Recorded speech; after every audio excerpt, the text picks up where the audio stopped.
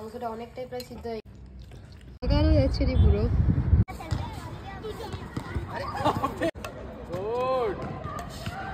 Good morning, আমার নতুন একটি ব্লগে তোমাদের সবাইকে অনেক অনেক স্বাগত জানাই। আশা করি তোমরা সবাই খুব ভালো আছো। আজকে আমি এখান থেকে ব্লগটা শুরু করছি। আমি স্নান টান করে ফ্রেশ হয়ে চলে এসেছি। এরপর আমি রান্না বসাবো। আর এই যে আমি পুজোও সেরে নিয়েছি, এরপরে একদম সোজা রান্নাঘরে যাবো। আজকে শনিবার, সৌরভের ছুটি চলে এসেছে, তো ধর আমি রান্নাটা করবো। এই সোহিনী মটন রান্না করছে প্রথমবার, মাংস তো আগে করেছে, দেখি কেমন হয়। চলো দেখি কেমন মনে হচ্ছে হবে মাংসটা। জানি মাকে জিজ্ঞাসা করে করছি, তো দেখি কি হয়। প্রথমে একটু কড়াতে নুন আর হলুদ দিয়ে দিয়েছি। আগে আমি সব আলুগুলোকে ভেজে নেবো। প্রথমে আমি আলুগুলোকে দিয়ে দিচ্ছি, আলুগুলোকে একদম লাল লাল করে ভেজে নেবো। এই যে আলুগুলো লাল লাল করে ভেজে নিয়েছি। এরপর আমি সব গরম মশলাগুলো আগে দিয়ে দেবো। দারচিনি দিয়ে দিচ্ছি,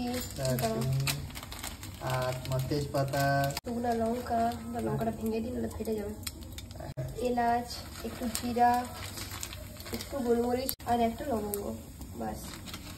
দারচিনিটা একটু বেশি করে দিলে খেতে খুব ভালো লাগে মাংসটা। বেশি করে একটু পেঁয়াজ দিলে, এরপর আমি সামান্য একটু চিনি দিয়ে দিচ্ছি, তার কালারটা খুব ভালো হবে।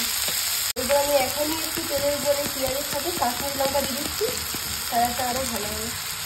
ব্যাস, আমি পেঁয়াজগুলোকে লাল লাল করে ভেজে নিয়েছি। এরপর বেশি করে একটু আদা রসুনের পেস্ট দেবো। 1.5 চামচের মতো নুন দিলাম, আর এই যে 1 চামচের মতো লঙ্কা গুঁড়ো, আর সামান্য একটু হলুদ গুঁড়ো। ব্যাস, ভালো করে মিশিয়ে যাবো সব কিছু। পারবো মনে হচ্ছে? হ্যাঁ পারবেন না, এবার কেন, এই তো সুন্দর মশলা কষা হয়ে যাচ্ছে। এরপরে মাংসটা দিয়ে দিলে মাংস রেডি হয়ে যাবে। এবারে মাংসটা দিয়ে দিয়েছি, মাংসটা দিয়ে সেদ্ধ করে রাখা মাংসটা, হ্যাঁ সেদ্ধ করে রাখা মাংসটা দিয়ে দিয়েছি। মাংসটা দিয়ে মশলাটা করে মিলিয়ে দিচ্ছি মাংসটার সাথে। এরপরে একদম ভালো করে কষতে হবে। এখন এটা হতে থাক। মাংসটা মোটামুটি একটু সিদ্ধ হয়ে যেতে আলু কেটে রাখা আলু, যেটা লাল লাল করে ভাজা হয়েছিল, আর একটা কটা রসুন দিয়ে দেওয়া হয়েছে, তাই তো? সব দিয়ে দিয়েছি। এই যে আলু আর রসুন এখন না দিলে এই আলুগুলো আর রসুনটা ভালো করে সিদ্ধ হবে না, কারণ মাংসটা অনেকটাই প্রায় সিদ্ধ হয়ে গেছে। সিটিও দিয়েছিল না, 2টো সিটি দিয়েছি, তারপরে ভালো করে কষলাম। এখনো প্রায় অনেকক্ষণ কষা হবে, 35-40 মিনিটের মতো। তারপর হবে 35-40 মিনিটের পর তোমাদের সাথে আবার দেখা হচ্ছে। প্রায় 8 ঘন্টার মতন হয়ে গেছে। আমরা এরপরে দেখি কিরকম কি অবস্থা। হ্যাঁ কি হাল, তো কষা হয়ে গেছে, এবারে জলটি দেবো আর কি। কষা হয়ে গেছে? হ্যাঁ কষা পুরো হয়ে গেছে, কষা কমপ্লিট। এবার একটু জলটি দেবো, তাহলেই হয়ে যাবে। ভালো করে কষছি আর সেটা ভালো লাগবে। দেখা যাক কেমন হয়। এই যে গোটা রসুনটা তোমার হয়ে গেল। হ্যাঁ এই তো হয়ে গেছে। দেখো আলুগুলো এখন সিদ্ধ হতে যাচ্ছিল না, অনেক পরে সিদ্ধ হয় আলুগুলো। তো আমার মাংস রান্না হয়ে গেছে, এখনকার মতো বাই বাই। কেমন খাচ্ছো বলো? ভাই খুব সুন্দর লাগছে, দারুণ হয়েছে মাংসটা। সত্যি করে বলো? সত্যি বলছি, খুব সুন্দর হয়েছে, ঝোলটাও খুব সুন্দর হয়েছে।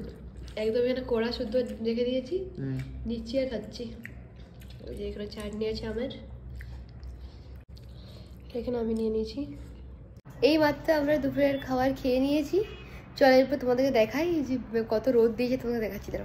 দেখো একবার, এখন প্রায় দুপুর 2টার মতো বাজে, এত রোদ দিয়েছে কি বলবো, আর তাকানো যাচ্ছে না পুরো। আবার সন্ধ্যাবেলা হলেই ঠান্ডা। কি কি করছো? বলছি এখনই মার্চ চলছে, হ্যাঁ এখন এপ্রিল, মে, জুন, জুলাই সব বাকি।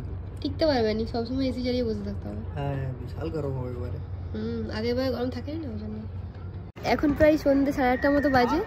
আমরা এসেছি আমাদের এই সোসাইটির মধ্যেই একটা লন আছে, তারা তোমাদের দেখাচ্ছি। এখানে এসেছি, এখানে সব বাচ্চারা প্রতিদিন সন্ধ্যাবেলা খেলে, এখানে পার্কও আছে। এই দেখো, এই যে সৌরভ ব্যাডমিন্টন খেলছে, সৌরভ আর সৌরভের 4টা বন্ধু ওরা ব্যাডমিন্টন খেলছে। একটুক্ষণ ওরা খেলুক, তারপরে আমি যাবো বাড়ি। আর এই যে এদিকে লনে সব বাচ্চাগুলো খেলছে, আর এখানে হচ্ছে ভলিবল খেলা হচ্ছে। আর এদিকে এই যে বাচ্চাদের পার্ক আছে।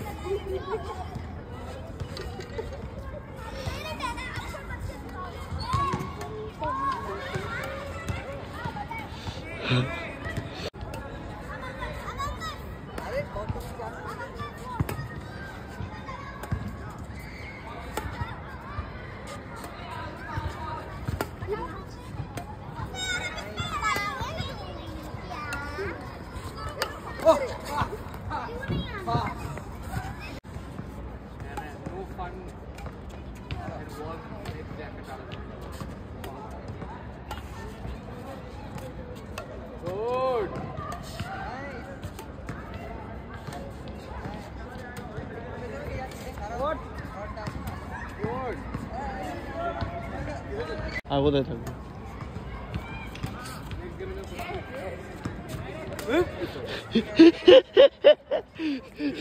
কি অ্যাগ্রেসিভ। এখন প্রায় রাত 9:30 মতো বাজে, এরা এখনো খেলছে। এই যে 4 জন, এদিকে 2 জন, ওদিকে 2 জন। আমি একটু খেলে তারপর সরে গেছি, কারণ আমার খুব ঠান্ডা লেগেছে। খেলা পুরো জমে উঠেছে। এই যে এখনো খেলছে সবাই। এই যে এখনো তাহলে আজকের মতো ব্লগটা এখানেই শেষ করছি। যদি তোমাদের ব্লগটা ভালো লেগে থাকে তাহলে অবশ্যই শেয়ার করে দিও, আর ব্লগটা কেমন লাগলো কমেন্টে অবশ্যই জানিও। দেখা হচ্ছে আবার কালকে পরবর্তী ব্লগে। Bye bye. বাই।